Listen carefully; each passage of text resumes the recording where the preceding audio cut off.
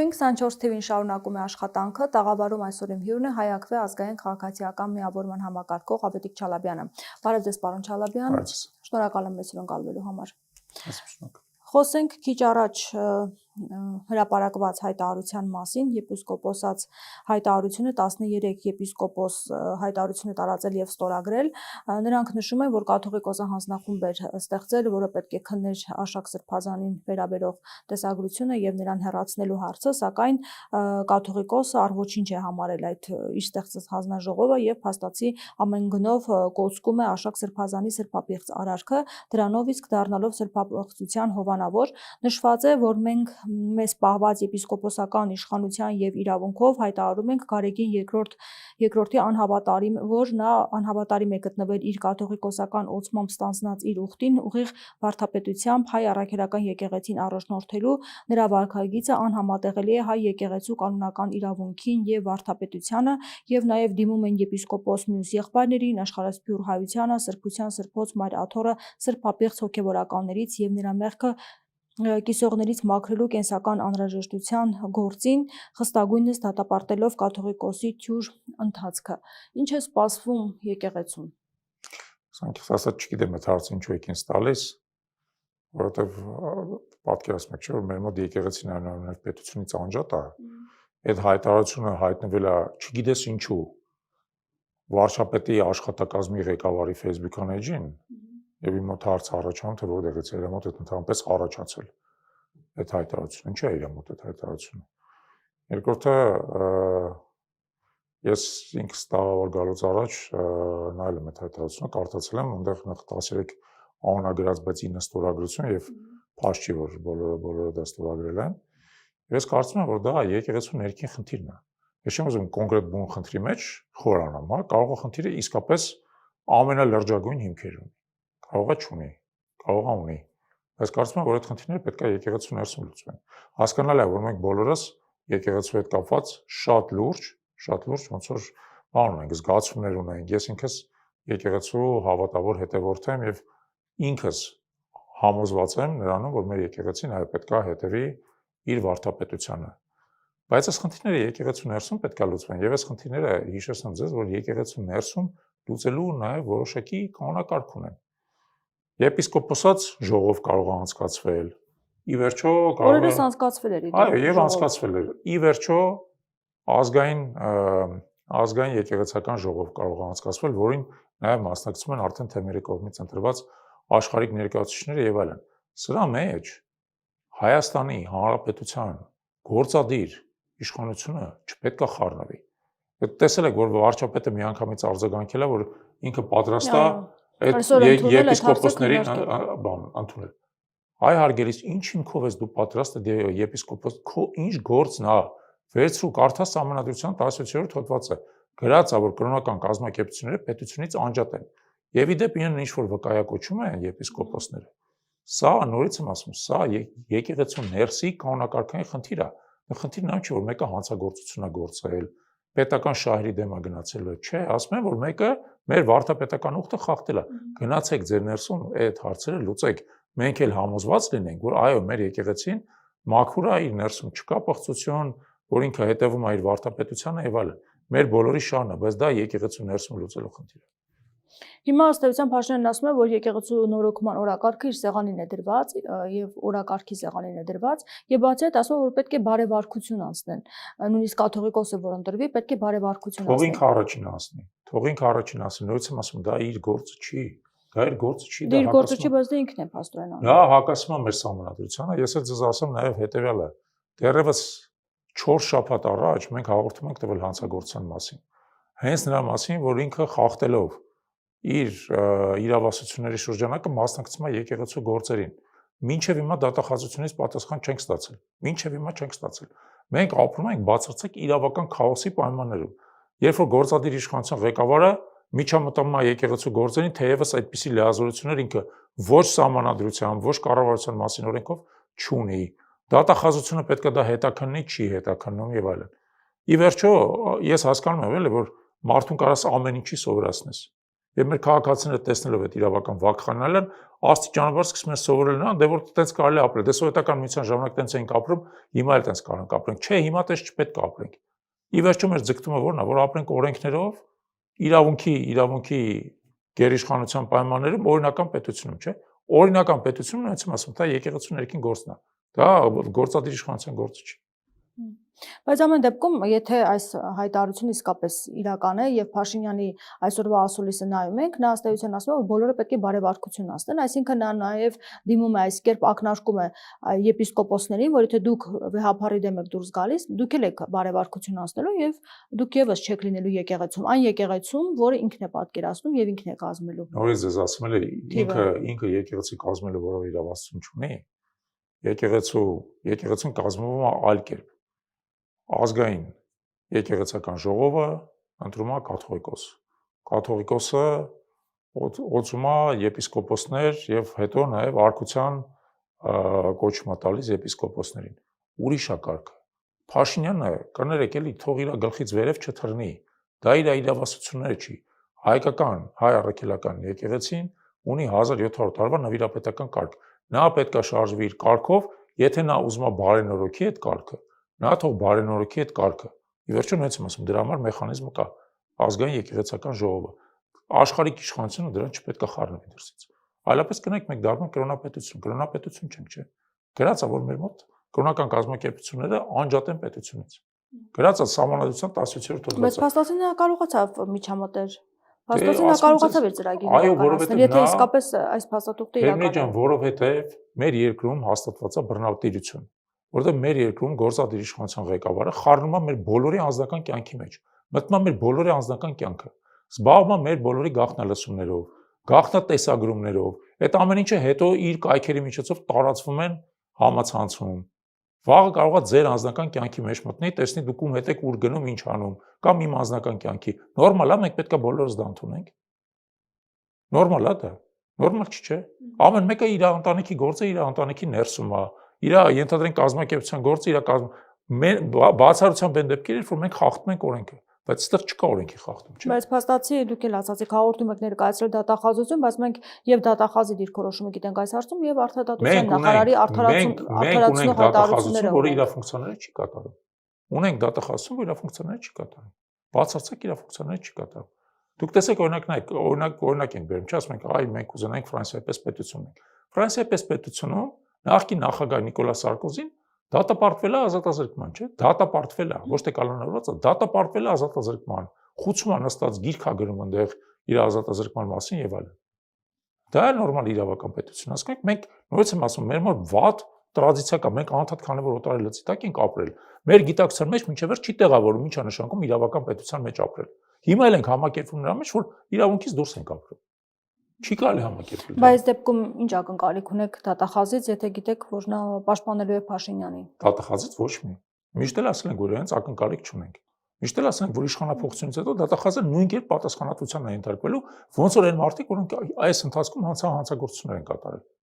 վերազանցելով իրենց իրավասությունները։ Դատախազն էլ է պատասխանատվության ենթարկվելու, որովհետև նա էլ կոծկել է իր իրավասությունները չարշելով, կոծկել է ուրիշների հանցագործությունները։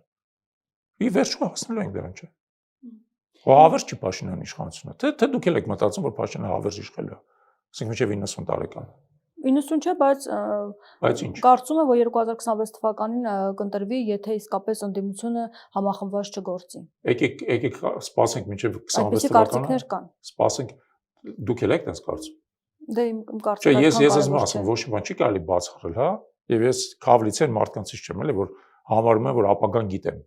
Չգիտեմ ապագան 26 թվականին ինչպես կարող է ընտրվի, այնպես էլ կարող է բացարձակ չընտրվի։ 26 թվականը հələ այնուամենայնիվ չի եկել եւ առնվազն մի կես տարի կամ մինչեւ ընտրությունները, եթե ոչ ավել։ Կտեսնենք, բայց եթե նույնիսկ 26 թվականին էլ վերարտադրվի, չի նշանակում մեկը որ հավերժ է։ Ես այդ դեպքերում միշտ հիշեցնում եմ Պինոչետի ճակատագիրը։ Պինոչետը 17 տարի Չիլին ղեկավարել որպես դիկտատոր։ Հետո զարմանալի կերպով հարակվեն դիկտատոր լինելով պարտվել է իր քաղաքական հակառակորդներին։ Ստիպված զրկվել է նախագահի պաշտոնից, թեև մնացել է զինված ուժերի գերագույն գլխավոր հրամանատար։ Եվ գիտեք, որ երկրի դատարանն է իրան առաջինը դատապարտել։ Ոչ թե Չիլի, այլ Իսպանիայի։ Ինչու՞ որտեղ Իսպանիայի քաղաքացիների նկատմամբ է բռնություններ իրականացել։ Եվ հետո հայտնվել մի շարք երկրների դատան, երբ որ Պինոչետը մահացել է, իր վրա 300 հատ բացված քրեական գործ է եղել։ Փաստեր կան, չէ՞, ասենք Պինոչետից ավելի ուժեղ դիկտատոր 20-րդ դարում կարող է չի եղել, էլի։ Իր անունը բոլորին հայտնի է։ Չկա այտենց բռնապետ, որը կարող է պատասխանատվությունից խուսափի, չկա։ Միգուցե պատասխանատվության ենթարկվի, այո, նա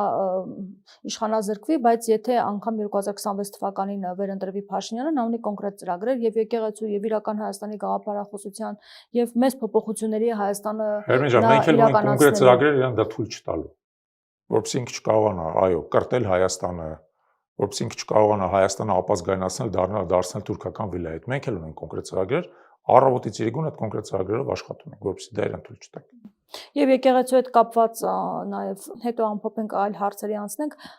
դուք գնալու եք պաշտպանելու եք կաթողիկոսին, որովհետև խոսում էր այդ մասին, որ կաթողիկոսին գնալու ենք պաշտպանելու ենք, եթե իսկապես այս գործընթացը Եթե նրա նկատմամբ բռնի գործողություններ լինեն, այո։ Բռնի գործողություններ լինեն, այո։ Ոնց որ արվում ենք մինչև հիմա, այո։ Եթե փորձեն օրինակ վեհարանը գրավեն բռնի ուժով, այո։ Հիմա հնարավոր է երկվություն լինի, երկու եկեղեցի մենք ունենանք, մի եկեղեցի որ Փաշինյանն է ուզում եւ մյուս եկեղեցի ինչ է լինելու։ Մենք մի եկեղեցուց ավել ունենք, նախ մենք ունենք ավետարանչական եկեղեցի, մենք ունենք կաթոլիկ Դե չէ, առաքելական նկատի ունենք։ Չեմ բացառում, օրինակ այդ ամեն ինչ Ուկրաինայում տեղի է ունեցել։ Ուկրաինայում կիսվել է, չէ, եկեղեցին, մի եկեղեցին շարունակում է հավատարիմ մնալ Ռուսաստանին, մյուսը ուկրաինական իշխանությունին։ Ոչ մի բան հնարավոր չի բացառել։ Կարող է այդպես բան լինի։ Եվ դա ինչ հետևանքներ կունենա մի Շատ վատ, կարծում եմ շատ վատ։ Պատմության մեջ տենց օրինակը մենք չունենք։ Շատ վատ։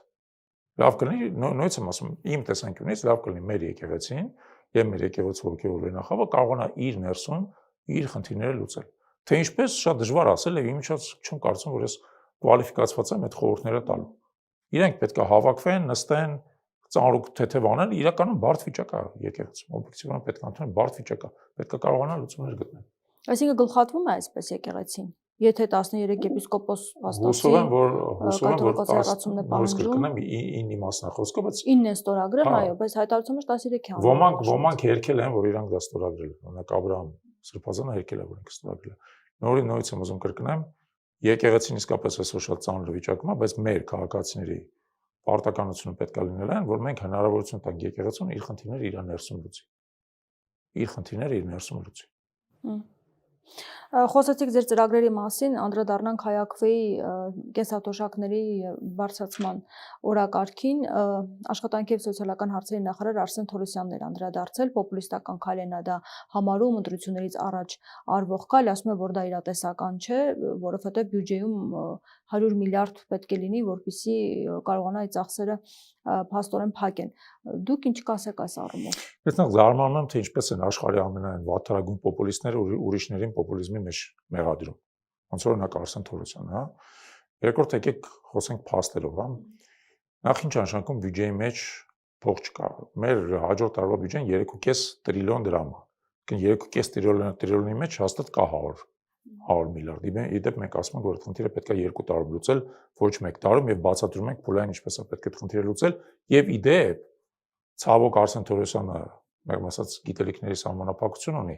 Մենք ասում ենք, որ դրա համար 175 միլիարդ է պետք ոչ թե 100, բայց հենց այդ պատճառով է պետք 2 տարի, որպեսզի հնարավոր լինի բյուջեում այդ միջոցները գեներացնել, դա առաջին։ Երկրորդը, ես շատ པարզ հարց եմ տալիս Արսեն Թորոսյանին, թող ինքը այդ հարցին պատասխանի։ Ինչպես է ստացվում, որ իրանց իշխանության 7 տարիների ընթացքում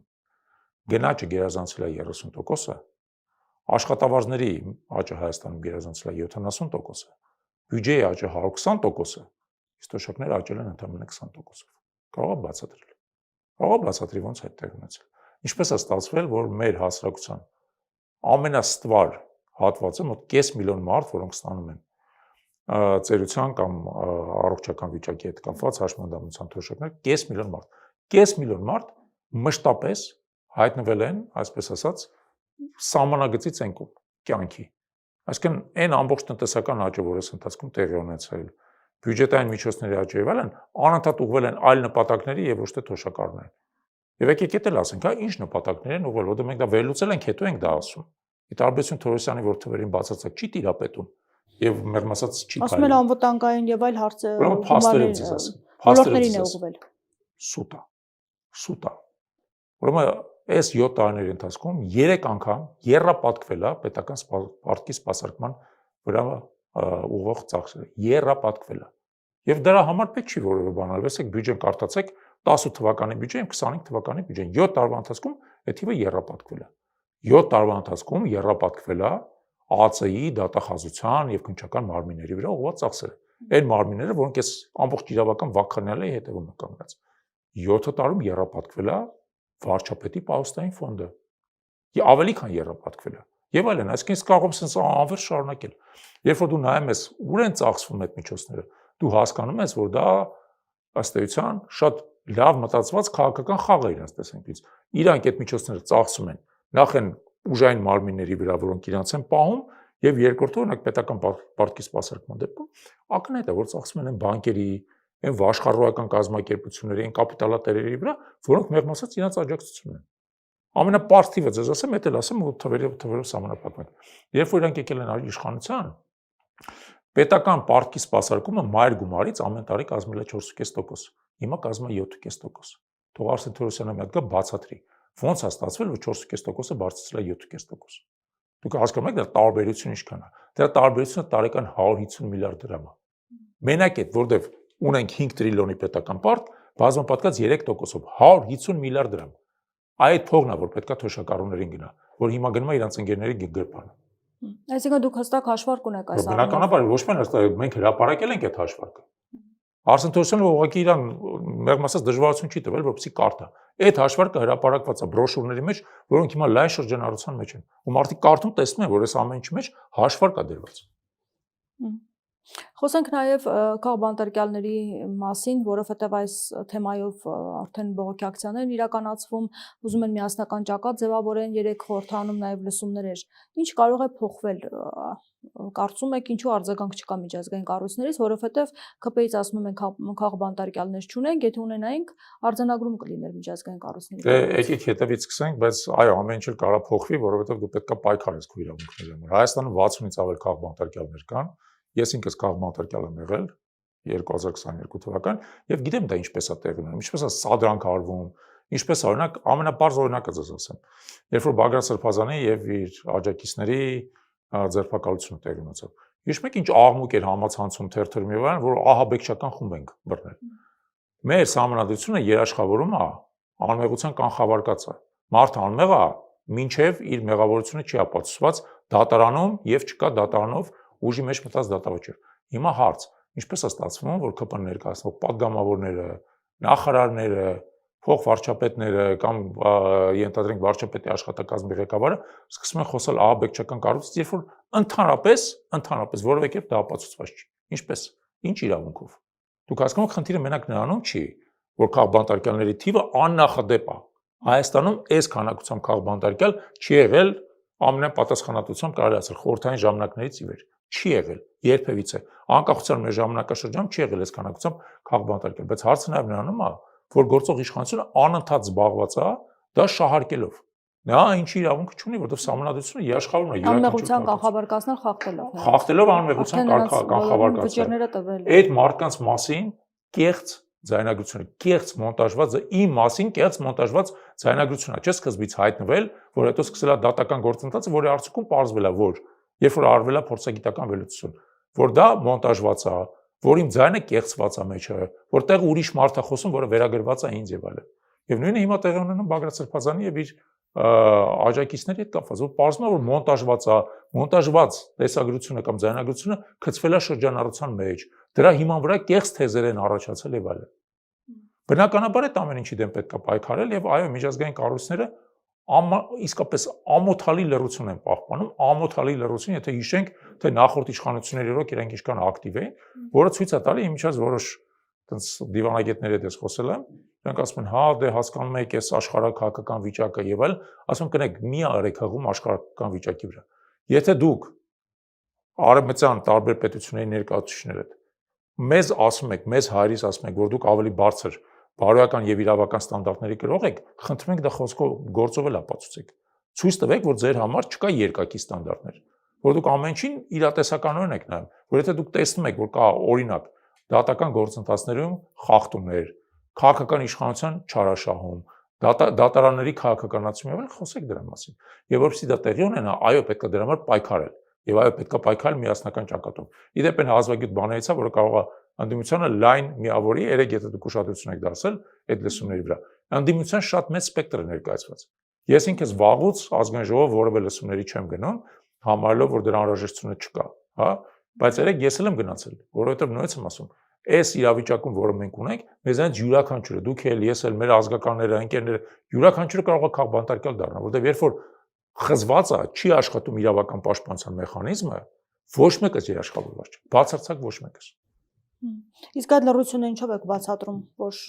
դա հնարավորություն է տալիս իշխանությանը ավելի որովհետև Փաշինյանը համարձակգործելու։ Որովհետև Փաշինյանը այս իր իրավական կամայականությունը փաթեթավորում է որպես Ռուսաստանի գործակալների դեմ պայքար։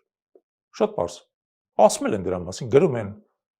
գրում են, ասենք, ռուսաստրուկներ,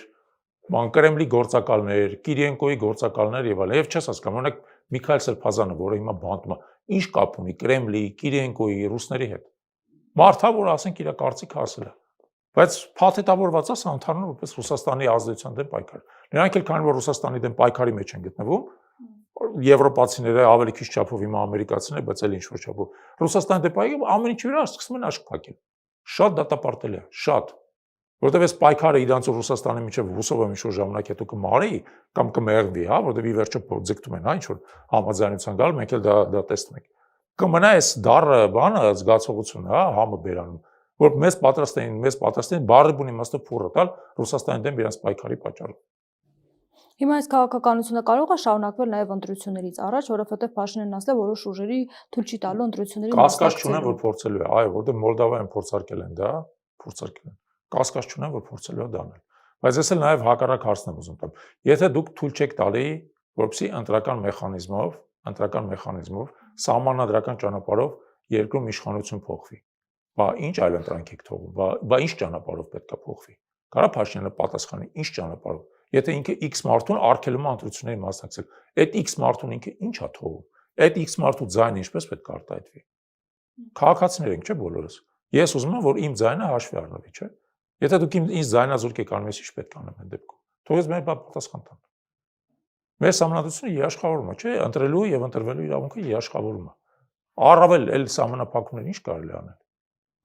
Հիմա նոր ճնշումներ են սպասվում, կարծում եք, ինչ գործընթացներ կհաջորդեն այս ամեն ինչի, որովհետև ակտիվ աշխատանք է տարվում իշխանությունը բնականաբար պատրաստում է նոր ճնշումներ, որովհետև կասկած չունեմ, չեմ զարմանա, որ ձեր տաղավարից դուրս գամ իմ նկատմամբ ինչ որ հերթական ճնշումներ սկսվեն, առավելևս որ պարբերաբար այդ ճնշումների ալիքները գալիս են։ Բայց նաև զգալի չափով կախված է թե մյուսները ինչպես են դրան արձագանքում։ Կոտրվում են այդ ճնշումներից, տեղի են տալիս, գործարքներ են գնում, թե ընդհակառակը շարունակում են դիմադրել։ Ուժեղ եւ նաեւ կազմակերպված դիմադրության պայմաններում այդ ճնշումները ձախողված են։ Ձախողված են, որովհետեւ ի վերջո Հայաստանը այդ այն երկիրը չի, որտեղ կարելի է այտենց ամբողջատիրական համակարգ կառուցել։ Այդ երկիրը չի։ Մենք նույնիսկ սովետական միության ժամանակ Սովետական միությանը չէր հաջողվում Հայաստանում լիարժեք ամբողջատիրություն հաստատել, չէր հաջողվում։ Անընդհատ պայքար կար։ Մեր ժողովրդի ոչ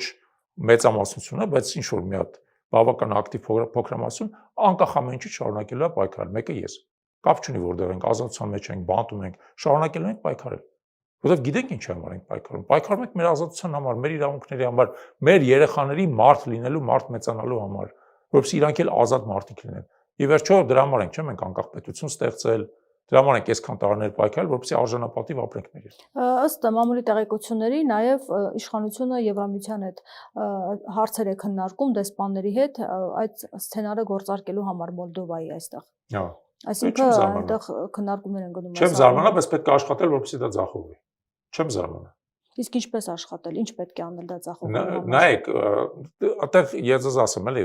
տարբեր ռազմավարություններ կան։ Չեմ կարող ամեն ինչ միանգամից բացահայտել, հա։ Տարբեր հնարավորություններ կան, որպեսզի այդ սցենարի վերջը չկարողան աշխատել։ Դրա հնարավորություններ կան։ Այդ միասնական ճակատը կարող է գործել։ Միասնական ի վերջո կարող է, գիտեք ինչ, ես բացարձակ միասնականություն չեմ պատկերացնում ընդդիմության մեջ։ Ես